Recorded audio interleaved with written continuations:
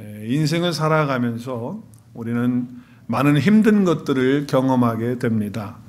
우리가 힘들게 할 때마다 우리는 좀 이런 것들은 피해갔으면 좋겠다, 아니면 좀 막았으면 좋겠다라고 하는 그런 생각을 할 때가 있습니다.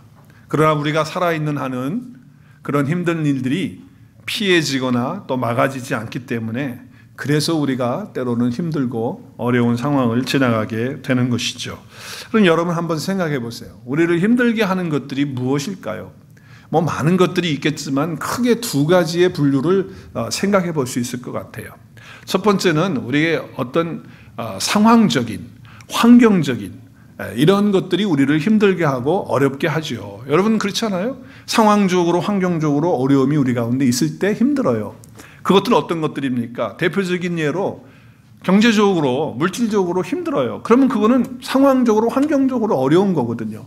내 몸이 아파요. 그래서 암에 걸렸어요. 그러면 좀 너무 고통스럽잖아요. 힘들잖아요. 그러면 이것도 상황적으로, 환경적으로 어려움을 당하는 그런 상황이 되는 것이 되겠죠. 그런 반면에 그거 외에 또 우리에게 어려움이 있는 게 있어요. 상황적으로, 환경적으로는 어려움이 없는 것 같아요. 물질적으로도 괜찮고 건강도 괜찮은데 우리 마음 속에, 우리 내면에 어려움이 있을 수 있다는 거죠. 물론 이 두 가지가 같이 병행해서 있을 수 있어요. 그렇지만 어떠한 경우는 환경적으로는 좋은데 내면적으로, 마음적으로 어려울 때가 있다라고 하는 것이죠. 근데 여러분 가만히 생각해 보세요. 여러분은 상황적인 어려움 때문에 사람이 파멸되고 무너질 것 같습니까? 아니면 마음속의 내면적인 어려움 때문에 무너지고 삶이 파멸되는 것이 더 많을까요? 어떤 것이 더 많다고 생각하십니까? 여기서 크게 얘기를 하시네요. 마음속이라고. 예, 그래요. 여러분 상황 속에서 또 우리가 물질이 없다고 그 사람이 파멸되는 게 아니거든요. 건강이 나쁘다고 해서 그 사람이 다 망한 거 아니거든요. 실제적으로는 뭐예요? 그 상황이, 그 환경이 어려운 것이 내 마음에까지 와가지고 내 마음을 바꾸어 놓으면, 그러면 그때는 정말 감당하기 어려운 것이 되는 거예요. 그래서 상황적인, 환경적인 어려움이 이 마음속의 내면적인 어려움으로 바꾸어질 때 사실은 삶이 다 무너지고 그리고 파멸이 되는 경우가 너무나도 많다라고 하는 거예요. 그렇기 때문에 우리 마음속에 이 내면에 이 어려운 이것들을 잘 해결해야 된다는 거예요. 그런데 여러분, 이 마음속에 있는 이 힘들고 어려운 것들이 가장 크게 나타나는 것이 뭘까요? 가장 크게 자리 잡고 있는 것은 바로 상처입니다. 상처. 우리 마음속에 있는 이 상처가 이 마음속의 어려움을 많이 차지하고 있다고 하는 거예요. 많은 경우 여러분 보세요. 요즘에 말하면 상처받았다. 여러분 교회까지 나와서도 그런 소리 하지 않습니까?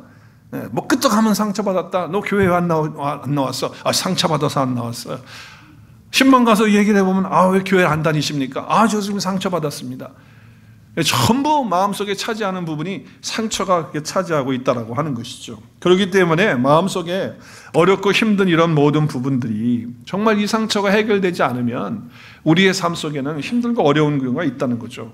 자기만 힘든 게 아니라 주변에 있는 사람들까지 힘들게 하는 거예요. 어렵게 만들고 힘들게 하는 거예요. 그래서 어떻게 됩니까? 폭력자가 되기도 하죠. 때로는 그 상처를 이기지 못하면 폭력자가 돼서 사람을 때리기도 하고 또 말로 사람을 폭력적인 언어로 힘들게 하는 경우가 있죠. 더 나아가서는 그 상처가 해결되지 않으면 사람을 증오하고 미워하고 그러다가 결국 사람을 죽이는 일까지도 할 수 있는 일이 바로 이 상처예요. 그러니까 이게 해결되지 않으면 그만큼 힘들다고 하는 거예요. 그러니까 여러분과 제가 정말 삶을 제대로 살려고 한다면, 진정한 행복과 아름다움 속에서 살려고 한다면, 또 우리가 그리스도인이고 하나님을 믿는 하나님의 사람으로서, 하나님의 자녀로서 아름답게 살기를 원한다고 한다면 여러분 뭘 해야 됩니까? 정말 그렇다고 한다면 우리의 마음속에 한 가지를 가지고 있어야 돼요. 그건 뭐냐면 여러분 속에 있는 그 상처를 해결할 수 있는 답을 가지고 있어야 되는 것입니다. 마음속의 상처에 대해서 대답을 가지고 있어야 된다는 거예요. 그거 없이 살아가면 우리의 삶 속에는 진정한 행복과 아름다움을 누릴 수가 없어요. 그러므로 상처를 받았을 때 어떻게 처리할 것인가 라고 하는 것, 이 처리 방법이 얼마나 중요하냐라고 하는 거예요. 여러분, 이 처리할 수 있는 능력, 이 처리할 수 있는 대답이 뭡니까? 대답이 뭐예요, 여러분? 그것이 바로 믿음이죠. 그것이 바로 영성이죠. 영성은 뭐예요? 하나님과 내가 하나 되어지고 연합되어져서 내가 주님과 함께 사는 삶이죠. 신앙이 뭐예요? 신앙은 신뢰하는 거예요. 믿는 거예요. 그렇죠? 이것이 우리에게 필요한 것이죠. 자, 그렇습니다. 우리가 상처받았을 때 처리할 수 있는 것은 오직 믿음밖에 없어요. 어떤 믿음입니까? 우리의 의지로 안 되잖아요. 세상적인 지식으로 되던가요? 우리의 경험으로 되던가요? 이건 안 되잖아요. 그럼 어떻게 해야 될까요? 우리는 예수 그리스도 안에 있는 믿음으로만 이 상처를 처리할 수 있고 해결할 수 있다고 믿습니다. 예수 그리스도 안에 있는 믿음이에요. 이 믿음이 우리의 상처를 치유할 수 있고 회복할 수 있다는 거예요. 여러분, 우리의 영성이나 우리의 믿음이 가장 빛날 때가 언제인 것 같아요? 가장 강력하게 나타날 때가 언제인 것 같아요? 바로 우리 안에 있는 이 상처를 극복하고 이기고 회복하고 승리할 때 우리의 신앙이 아름답게 나타나는 거예요. 여러분, 우리 창세기에 나타나는 요셉의 삶을 좀 보면요, 요셉은 11번째 아들로 태어나거든요. 근데 그 위에 10명의 형이 있었어요. 10명의 형이 있었지만 그 형들이 다 엄마가 다른 형들이에요. 그리고 자기 아버지는 야곱인데 야곱이 자기를 많이 사랑했어요. 왜냐하면 자기 사랑하는 아내에게로부터 첫 아들을 낳았기 때문에 요셉이, 그래서 정말 사랑해서 채색 옷도 입혀주고 상당히 편애를 많이 했어요. 그래서 10명의 형들이 그래서 요셉을 미워해요. 시기하고 질투해요. 그러다가 나중에는 이게 그 상처가 올라와가지고 저놈을 없애버리자 이렇게까지 얘기를 하는 거예요. 그래가지고 결국은요, 웅덩이에 빠뜨리고 물속에 던져가지고 죽이려고 그랬어요. 근데 형들 한 형 때문에 살게 되죠. 그렇게 할 수는 없다. 우리가 살려야지, 죽이는 게 말이 되냐. 그래서 사실 갔더니 그렇게 돼서 이제 어떻게 꾸미잖아요. 그래서 그냥 없어진 거예요. 없어진 게 왜 그래? 팔려서 없어진 거예요. 그래서 나중에 살게 되지만은 결국 지나가는 애굽 상인에게 팔아요. 인신매매를 하는 거예요. 그러니까 저 보세요. 형들에게 미움당해서 죽일 뻔 당했죠. 그리고 간신히 살았죠. 그 마음에 상처가 얼마나 컸겠어요. 거기다가 또 종으로, 노예로 팔리잖아요. 팔려요. 그래서 종으로 가요. 보디발의 아내의 집에 가게 되는 거예요. 그래서 그 보디발의 집에 가가지고 집에 노예로 생활을 하게 됩니다. 그때마다 형들이 얼마나 미웠겠어요. 그리고 그 상처가 얼마나 컸겠어요. 또 열심히 자기는 최선을 다해서 성실하게 그 종으로서 일을 했는데 이 경호대장 보디발이 집에 잘 안 오는 거예요. 그러니까 부인이 건장하고 멋있게 생긴 요셉을 찾고, 자기 종이지만은 유혹을 하는 거예요. 잠자리를 같이 하자고. 하다가 이제 결국에는 마지막 자기 둘만 있다고 하면서 옷을 붙잡으니까 요셉이 어떻게 했어요? 그 요셉이 옷을 갖다가 확 팽개쳐버리고 도망갔죠. 그래서 그 유혹에서 이겨요. 하나님의 사람이기 때문에. 그렇죠? 그런데 어떻게 합니까? 그것을 역이용해가지고 그 보디발의 아내가 소리를 지르면서 이 히브리 이 노예 이 종이 나를 겁탈하려고 그랬다고, 이 옷을 보라고 그러면서 말이죠. 역으로 이걸 바꿔가지고서 누명을 씌워가지고 어떻게 해요? 감옥에 들어가요. 여러분, 내가 하지도 않은 일 또 반대로 그렇게 꾸며가지고서 얘기를 할 때, 그렇게 중상모략을 할 때 여러분의 마음속으로 어떨 것 같아요? 내가 요셉이라고 한다면, 여러분이 한번 생각해보세요. 내가 그 현장의 요셉이라고 한다면 여러분의 마음속에는 아무렇지도 않을 것 같아요? 상처, 아픔이 없어요? 아무런 없이 그냥 건강하고 그냥 아무렇지도 않을 것 같습니까? 정말 큰 상처와 아픔이 그의 인생 가운데 있었을 거예요. 그런데 여러분, 요셉은 하나님과 함께하는 사람이었어요. 감옥에 있을 때도 하나님과 늘 동행하고 함께했죠. 누명을 쓸 때도 그랬죠. 형들에게 팔렸을 때도 그러죠. 그리고 나중에는 총리가 돼가지고서 이제 형들이 곡식을 구하러 왔을 때도 그 형들에 대해서 얼마나 마음속에 상처와 아픔이 있고 분노가 있었겠어요. 근데 어떻게 말합니까? 형들에게 나중에 다 얘기하죠. 내가 형들을 다 사랑합니다. 그리고 형들이 나를 팔았다고 해서 너무 두려워하지 마십시오. 괜찮습니다. 하나님이 다 그렇게 하실 때에는 하나님이 나를 통해서 이 가정과 이 나라를, 생명을 구원하기 위해서 나를 먼저 보내신 것밖에 없습니다 라고 말하면서 형들을 다 품고 그리고 용서하고 그 상처의 아픔에서 승리하는 그런 요셉의 삶을 볼 수가 있어요. 요셉은 하나님과 함께하는 사람이었기 때문에 가능했다라고 하는 것을 우리는 볼 수 있는 것이죠. 여러분, 마음속의 생각, 이런 것들이 쉽지 않은 거거든요. 상처라고 하는 것이. 여러분, 세상에서 제일 하기 어려운 게 뭘까요? 세상에서 제일 하기 어려운 거 두 가지를 얘기한다고 합니다. 오늘 본문 말씀에 근거해서 생각해 보면 여러분 세상에서 제일 하기 어려운 것이 있어요. 돈 버는 게 아니고 공부하는 게 아니고 어떤 분은 공부하는 게 제일 어렵다 그러고 어떤 분은 공부하는 게 또 세상에서 제일 쉬운 게 공부하는 거라고 그래요. 근데 어떤 분은 제일 어려운 게 공부하는 거라고 그래요. 여러분 제일 어려운 게 뭐예요? 네, 오늘 말씀을 통해서 보다면 죄를 안 짓고 사는 거. 죄 안 짓고 사는 것처럼 어려운 게 없어요. 여러분 매일매일 살아가면서 죄를 짓지 않고 살아간다는 게 쉬운 일이 아니라는 걸 알잖아요. 그렇죠? 두 번째는 오늘 말씀의 근거에서 보면 뭐예요? 나에게 상처를 준 사람을 품어주고 용서한다는 거. 이거 정말 어려운 거예요. 내 힘으로 되지 않는 거예요. 정말 어려워요. 노력으로 되지 않아요. 힘들어요. 그렇죠? 자, 그런데 이것이 정말 잃어버려지면 좋겠는데 이게 안 되거든요. 그래서 순간순간마다 이게 올라오니까 올라올 때마다 그 상처의 파괴력이 얼마나 큰가 하는 것을 우리는 삶에서 경험하지 않습니까? 오늘날 우리의 삶과 기쁨을 파괴하는 것이 바로 상처예요. 그리고 정말 세상에서 하기 힘든 것이 다른 사람을 품고 용서하는 것, 내 상처받은 것에 대해서 치유하고 그리고 완전히 잊어버린다고 하는 것은 정말 어려운 것 중에 한 가지라고 하는 것이죠. 자, 우리가 살면서 상처 주지도 않고 받지도 않고 살면 얼마나 좋겠어요. 할렐루야. 저와 여러분은 그렇게 사시지요? 주지도 않고 받지도 않고. 여러분, 우리가 이 땅에 사는 한은 그럴 수 없어요. 상처를 주기도 하고 받기도 하면서 살아갑니다. 정도의 차이는 있겠죠. 어떤 사람은 더 많이 받고 어떤 사람은 좀 적게 주고 적게 하는 사람이 있겠죠. 정도의 어떤 수준 차이는 있겠지만 다 상처를 주고 받고 이 땅을 살아가고 있어요. 그렇다고 한다면 우리가 차이는 있지만 상처를 어차피 받고 주고 산다고 한다면 이것을 어떻게 딜하고 이것을 어떻게 처리하고 이 가운데서 어떻게 회복되고 치유되어서 승리하느냐 이기느냐라고 하는 그런 처방법, 그 비결을 우리가 가지고 살아야 되지 않느냐는 거예요. 오늘 우리에게 주신 말씀의 내용 우리 같이 읽었어요. 오늘 본문의 말씀을 읽었는데 이 본문의 말씀의 내용 가운데 이런 것들이 포함되어 있는 것 같아요. 사람이 사람에게 상처를 줄 때 어떻게 처리하고 어떻게 그것에서 이길 수 있느냐라고 하는 그것을 좋은 예로 오늘 우리에게 보여주시는 말씀이다. 이렇게 여겨집니다. 자, 오늘 본문 말씀을 좀 배경 설명을 조금 할게요. 왜냐하면 구약 성경이고 선지서이기 때문에 여러분이 잘 모를 수 있기 때문에.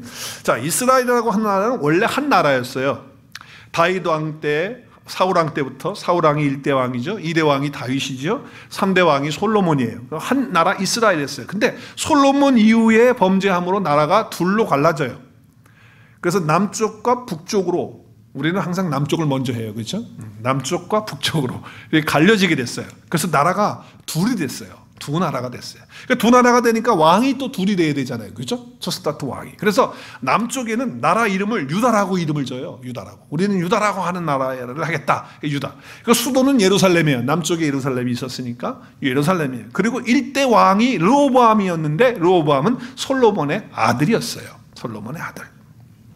그래서 이렇게 나라가 하나 형성이 되고 또 남쪽에 북쪽은 이제 어떻게 됐느냐? 이스라엘이라고 이름을 해요. 자기네들은 이스라엘의 이름을 하겠다. 그리고 수도를 사마리아로 정해요.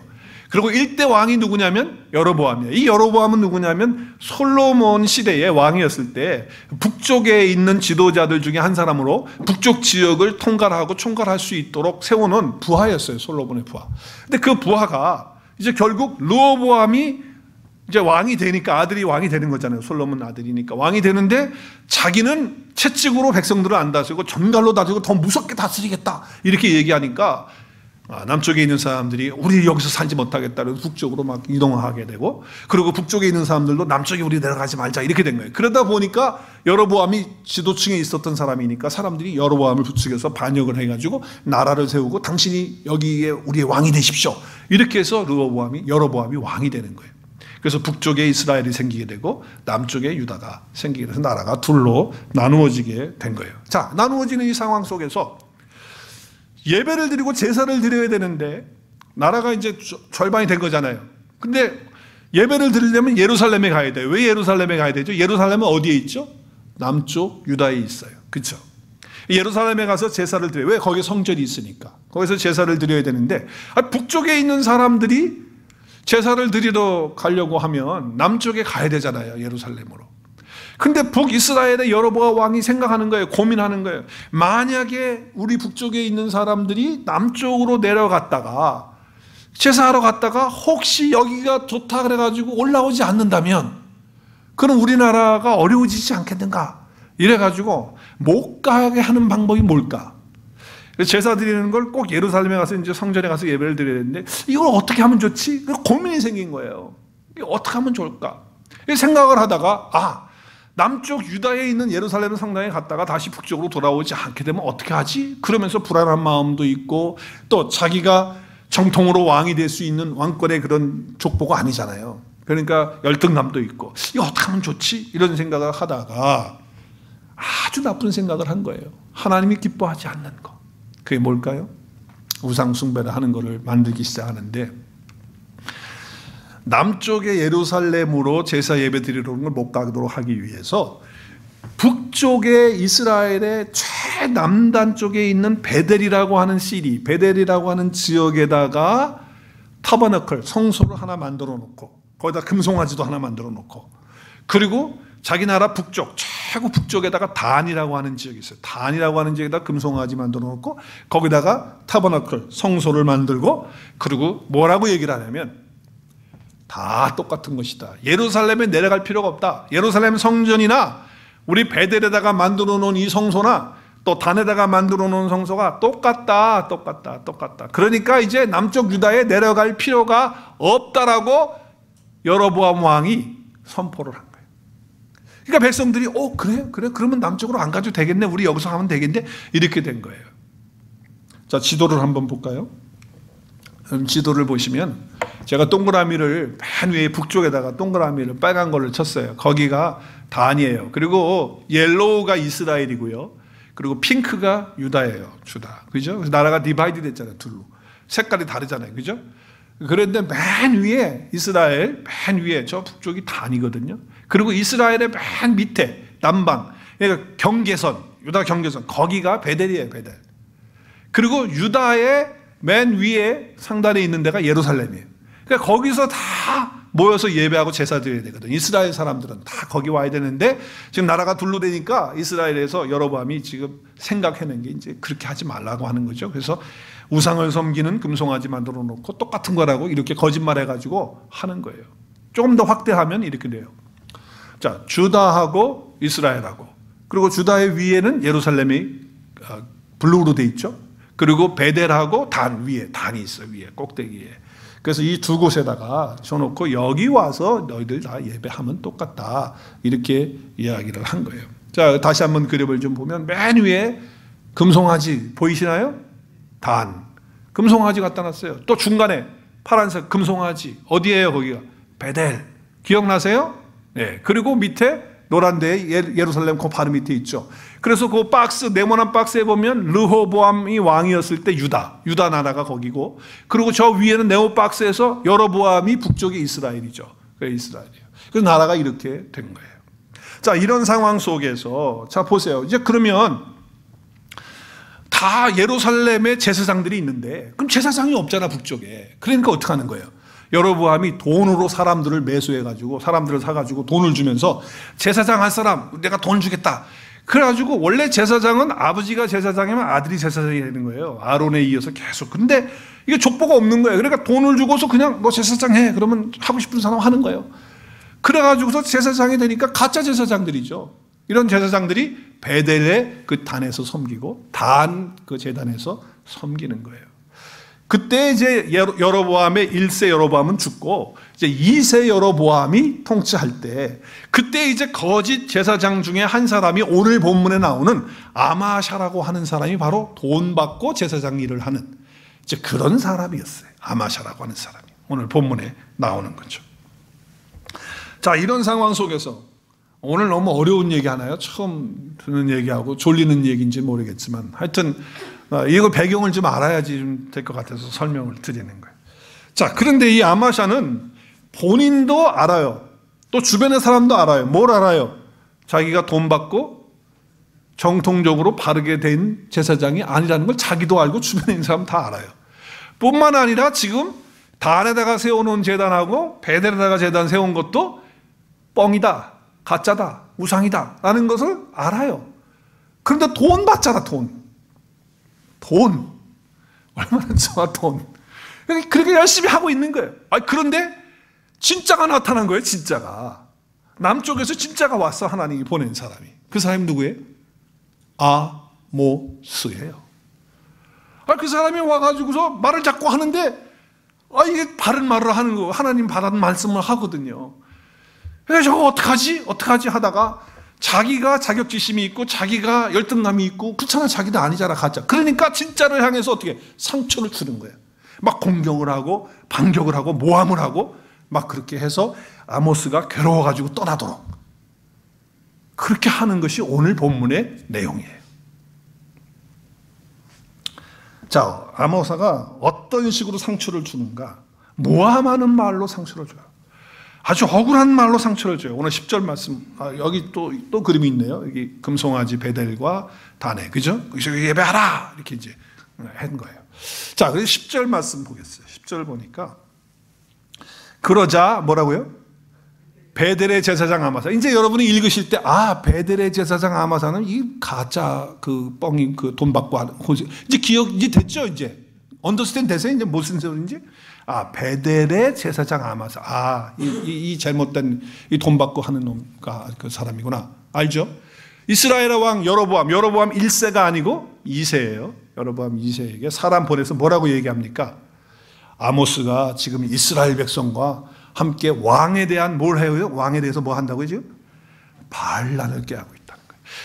아모스는 한 번도 그런 적이 없어요. 근데 반란을 꾀하고 있다고 살짝 얘기 바꿔가지고서 지금 모함을 하고 있는 거예요. 그러면서 이 나라는 더 이상 그 모든 말을 하는, 지금 하고 있는 그 아모스의 말을 대해서 우리가 참을 수가 없습니다. 왕이요, 해결을 하셔야 됩니다. 이런 얘기를 하는 거예요.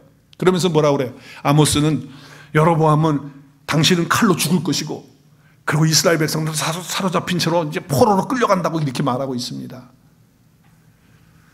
이 이야기를 사실 아모스가 했어요, 안 했어요?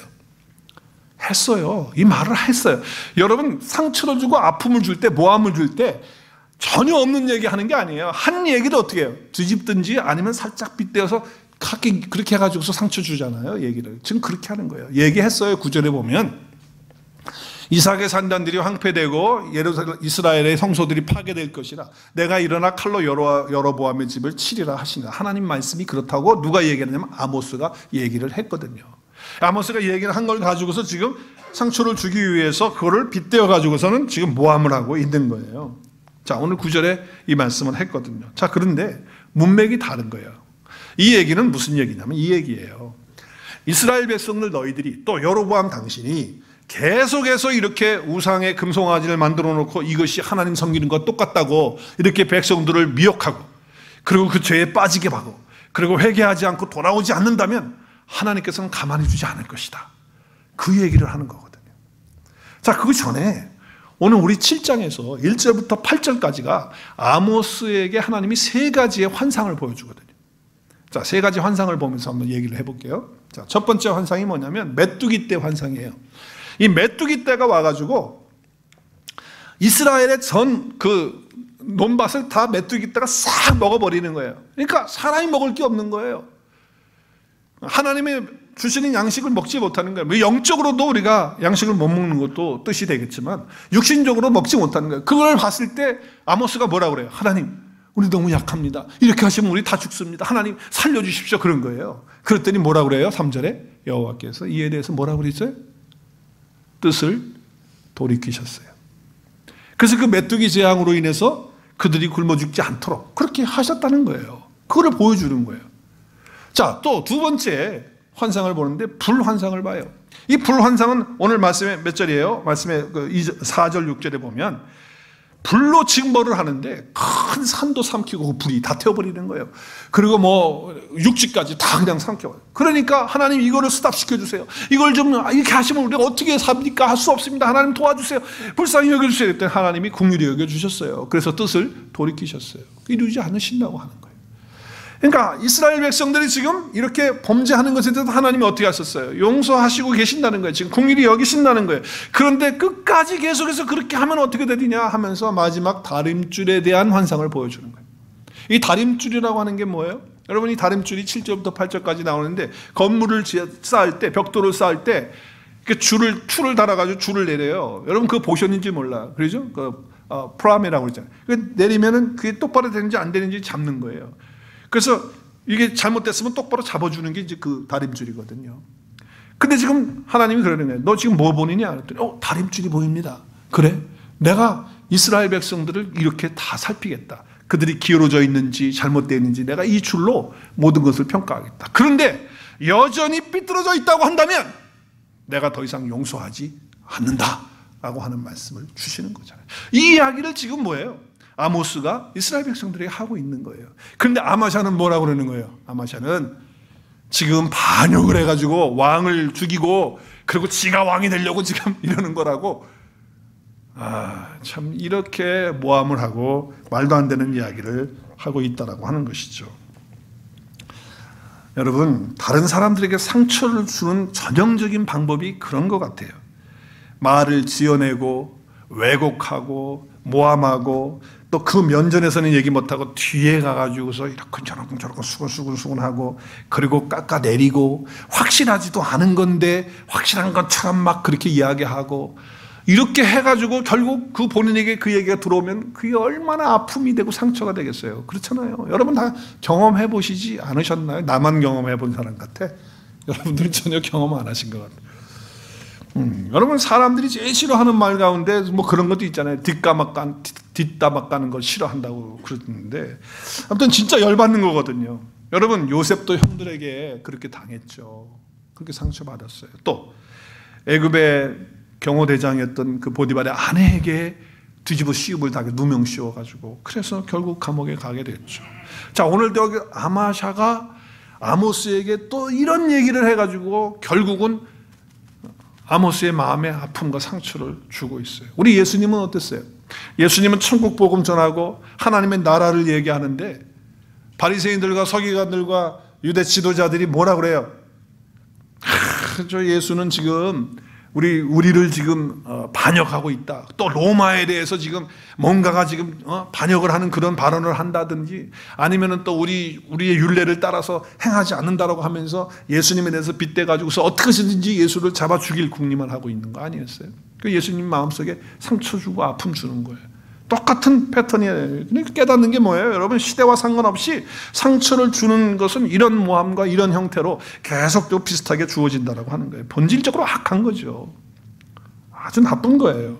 아마샤는 지금 아모스에게 이와 같이 한다는 거죠. 자, 말로 어떻게 공격을 하느냐? 오늘 구체적으로 12절 13절에 보니까 이 상처 주는 말을 어떻게 하냐면 거절감으로 줍니다. 거절감. 우리 말씀을 좀 보겠어요. 말씀을 좀 보면 뭐라고 그래요? 지금 여기에 말씀에 보면 너 남쪽 유다 땅으로 도망가서 거기 가서 예언하라고. 너 원래 남쪽에 있었잖아. 근데 여기 왔으니까 너 글로 가라는 거예요. 이게 너 우리 편 아니라는 거예요. 너 우리와 함께 할 수 없다는 거예요. 참 이게 편을 가른다는 거 이게 참 힘든 얘기입니다. 너는 우리 편이 아니라고. 너는 우리에게 속하지 않았다고. 특별히 가족에서 남편에게 아내에게 당신은 더 이상 내 남편 아니야. 당신은 내 아내 아니야. 넌 내 자식도 아니야. 이렇게 해서 자꾸 편을 가르는 거거든요. 교회 와서도 당신은 우리 교회 성도 아니잖아. 자꾸 이렇게 선을 긋고 온 지 얼마 안 되잖아. 뭐 자꾸 그렇게 근단 말이죠. 친구도 아니라고 얘기하고 말이죠. 이렇게 하면서 그래서 뭐예요? 거절감을 주는 상처. 여러분 이 거절감에서 받는 상처는요 정말 힘들어요. 여러분 왕따를 당해보는 사람들의 그 아픔과 상처는 정말 깊다고 그래요. 이 거절감이 주는 거거든요. 또 한 가지는요 상대방의 그 인격과 그 가치를 깎아내리는 그런 말을 하는 거예요. 뭐라고 말했어요? 너 거기 가서 떡이나 먹으라고. 거기 가서 떡이나 먹으라고. 또 뭐라고 그랬어요? 너 유대 땅으로 도망하라고. 도망하라는 거예요. 비겁자가 되고 무력한 자가 짓눌려서 그렇게 살라고 말이지. 그렇게 보내라고 하는 거예요. 여러분 거기서 떡 먹으라는 얘기가 무슨 얘기입니까? 하나님의 말씀을 떡으로도 비유하지만 여기서 지금 말씀하는 떡은 뭐예요? 뭐라는 거예요? 쉽게 말하면 무슨 말이에요? 아모스가 지금 전하고 있는 하나님의 말씀은 지금 뭐예요? 자기 아마사처럼 자기가 돈 받고 일하는 것처럼 너 지금 이거 예언해가지고 빌어먹고 살고 있는데 말씀 전한다고 그러는데 돈 받는 그런 점쟁이들처럼 너 그렇게 살고 있는데 여기서 하지 말고 니네 동네 가서 유다에 가서 해 라고 하는 그런 얘기예요. 그러니까 아모스가 전하고 있는 하나님의 말씀은 뭐예요? 돈 받고 돈 벌기 위해서 장사꾼 같이 하는 짓이라고 이렇게 얘기한 거예요. 만약에 여러분 누군가가 나한테 와가지고 양 목사님 나한테 와서 양 목사님은 뭐 하나님 말씀 전한다고 하는데 그 속을 들여다보니까 뭐 돈만 밝히고 돈만 좋아하고 돈 벌려고 설교하고 돈 벌려고 그러는 거 아니에요? 딴 데 가서 하세요. 만약에 그렇다면 전 아마 이불 뒤집어 쓰고 집에 들어가서 못 나올 것 같아. 창피해서. 정말 얼마나 힘들고 아팠겠어요. 저는 아모스의 말씀을 읽으면서 내가 아모스의 입장이라고 한다면 이거 정말 이거 받아들일 수 있었을까? 난 이 상처에서 이길 수 있었을까? 하는 그런 생각을 좀 해봤어요. 자, 요즘식으로 말하면 이런 거예요. 오늘 말씀에 보면 뭐라고 그래요? 오늘 말씀에 14절 15절을 보면 아모스가 대답을 하잖아요. 나는 선지자도 아니고 선지자 아들도 아니고 나는 목자여 뽕나무를 재배하는 사람이다. 근데 하나님이 나를 데려다가 여기 세워서 하나님 이스라엘 백성들에게 말하라고 해서 내가 말하는 거다. 이렇게 얘기를 하는 거예요. 자, 이 얘기를 하기 전에는 지금 아모스에게 뭔 얘기를 한 거예요? 지금 아마샤가. 아마 이런 얘기를 한 것 같아요. 야, 너는 학교 어디 출신이냐?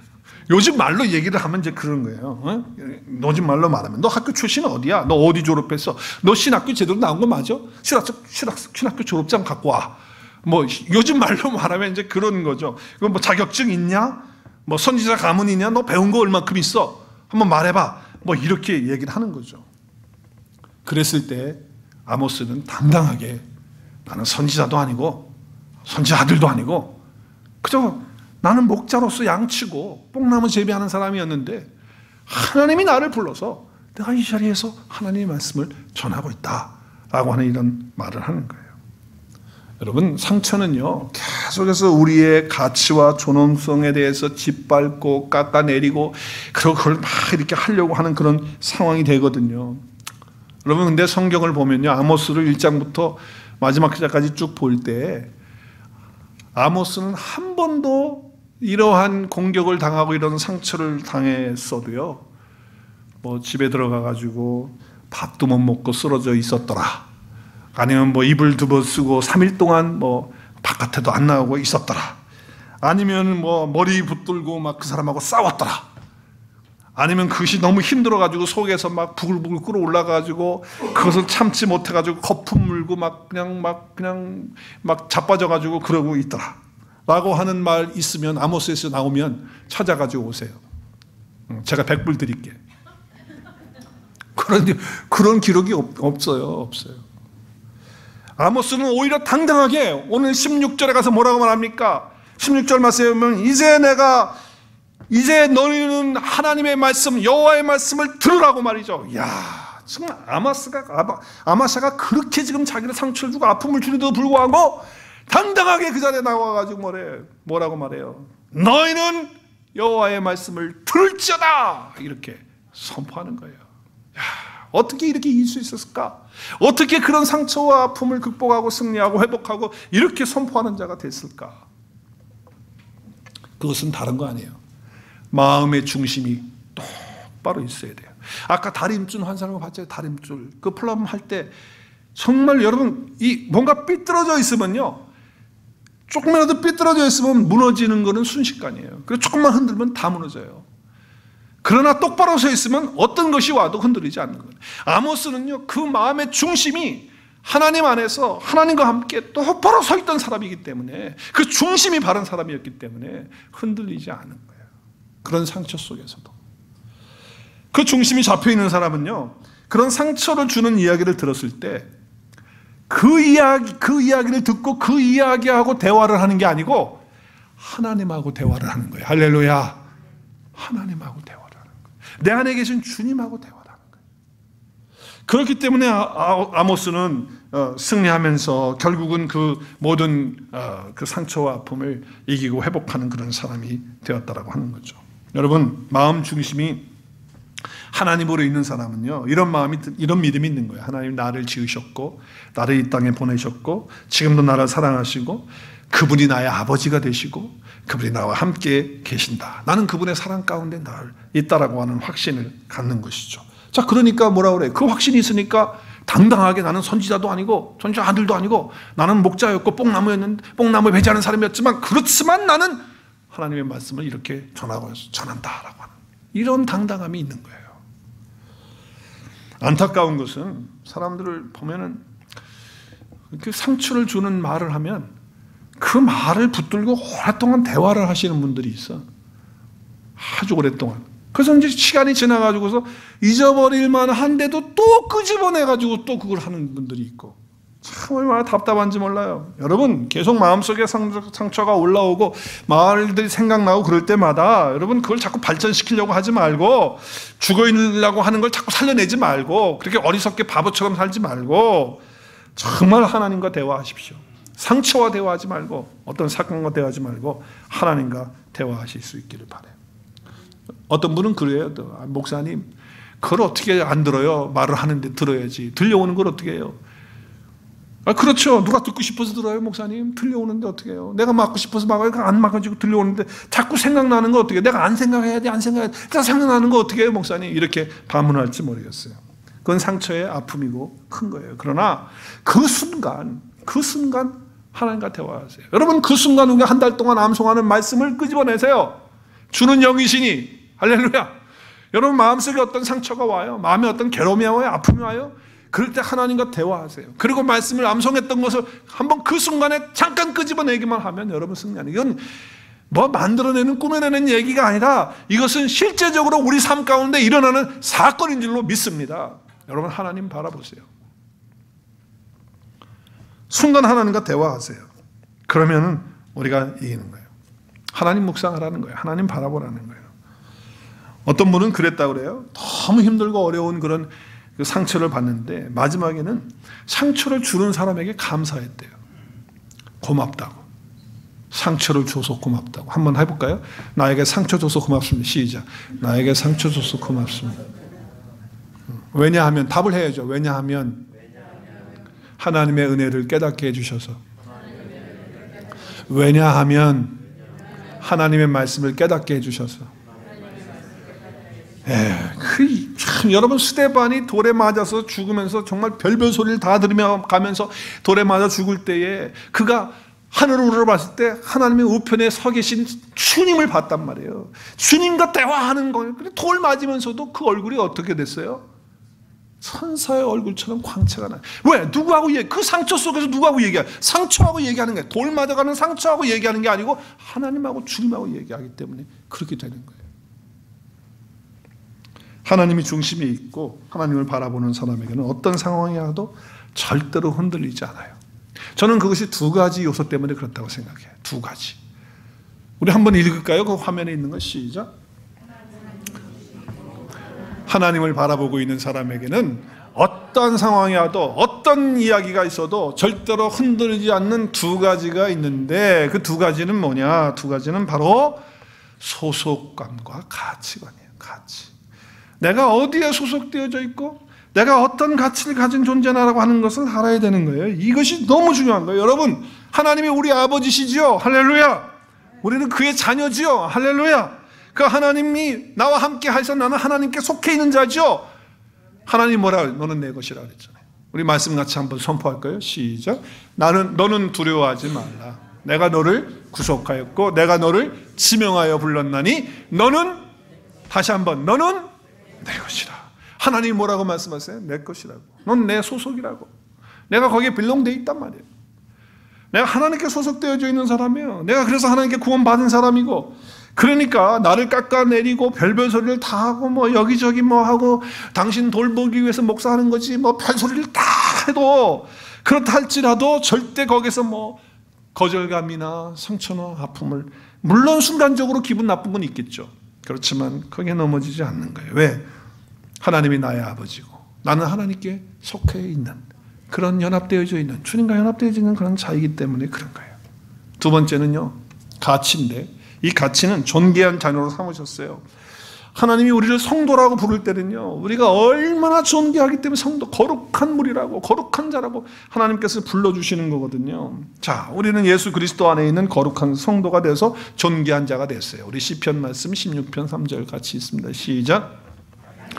땅에 있는 성도들은 존귀한 자들이니 나의 모든 즐거움이 그들에게 있도다. 아멘. 땅에 있는 성도들이 누구예요? 성도들이 누구예요? 성도. 내 이름을 넣어볼까요? 땅에 있는 성우는, 시작. 땅에 있는 성우는 존귀한, 제 이름 부르지 말고 여러분 이름, 시작. 땅에 있는 성우는 존귀한 자이니 하나님의 모든 기쁨이 나에게 있도다. 하나님의 그 기쁨이 나에게, 하나님이 나를 보면서 그렇게 즐거워하시는 거예요. 왜? 내가 성도가 됐으니까, 존귀한 자가 됐으니까. 그런 자가 바로 여러분이고 바로 접니다. 할렐루야. 여러분, 하나님이 그렇게 나를 사랑하시고 그렇게 가치 있는 존재로 만드셨는데, 내가 죄를 지어도, 내가 넘어져도, 내가 상처받아도 하나님 나를 이렇게 붙드시고 계시고 나를 이렇게 존귀하게 여기시고 나 때문에 즐거워하시는 그 하나님이 계시는 그런 거예요. 나는 그런 존재가 된 거예요. 그래서 예수 그리스도가 내 안에 함께 계시기 때문에 나는 존귀한 자가 된 거예요. 함께 선포합니다. 시작. 예수 그리스도가 내 안에 나와 함께 계시기에 나는 존귀한 자가 될 겁니까? 되었습니까? 되었습니다. 할렐루야. 그러므로 시작. 상처에서 치유되고 이길 수 있는 가치 있는 자가 바로 나입니다. 믿으세요? 네. 여러분, 상처에 묶여 있으면 안 돼요.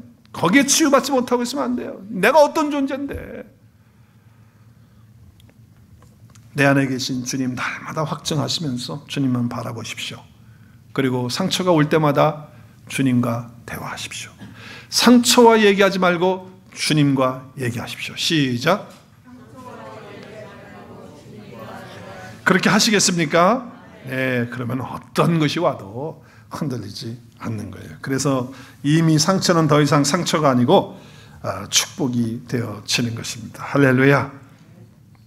그래서 16절 말씀에 보니까 너는 여호와의 말씀을 들을지어다 라고 이렇게 아모스가 선포할 수 있는 것입니다. 여러분, 이제 나에게 상처를 주는 사람한테 이렇게 얘기하세요. 고맙습니다. 상처를 주셔서. 시작. 네, 그렇게 하시겠습니까? 네. 거뜬하세요. 걱정하지 마시고 그렇게 하세요. 마음에 딱 가지고 계세요. 상처를 주셔서 감사합니다. 시작. 상처를 주셔서 감사합니다. 왜 그래요? 내가 주님과 연합되고 주님과 하나 되는 소속감을 다시 한번 확인하게 해줘서 감사하고, 내가 주님과 연합된 거, 그렇죠? 그 상처를 통해서, 그리고 그 상처를 통해서 내가 이렇게 존귀한 자라는 사실을 다시 한번 확인하게 해주시는 것에 대해서 감사하면서 오늘 아모스처럼 담대하게 여호와의 말씀을 들을지어다 이렇게 선포하면서 그 말씀 붙들고 아모스처럼 그 말씀을 선포하는 저와 여러분의 삶이 될 수 있기를 주님의 이름으로 축복합니다.